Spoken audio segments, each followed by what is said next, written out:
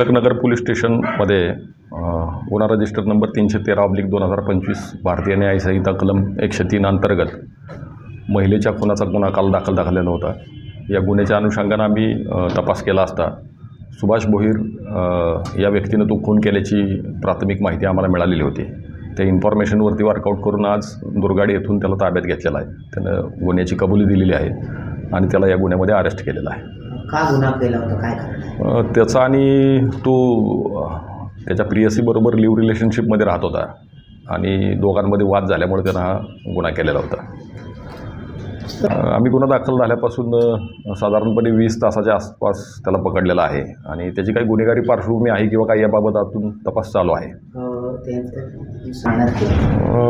काल टिळकनगर पोलीस स्टेशनला सदरचा गुन्हा दाखल झालेला होता की महिलेचा मर्डर केलेला आहे त्याच्या बाबतीतचा। ती माहिती मिळाल्यानंतर आम्ही त्याच्यावरती वर्कआउट केलेला होता आणि इन्फॉर्मेशनच्या माध्यमातून तिचा जो प्रियकर आहे सुभाष भोईर यानंच तो मर्डर केलेला याबाबतची माहिती मिळाली आणि त्या अनुषंगाने त्याला ताब्यात घेतलेला आहे। अशा प्रकारे मर्डर गळा दाबून त्याचा मर्डर केलेल्याचं सांगितलेलं आहे।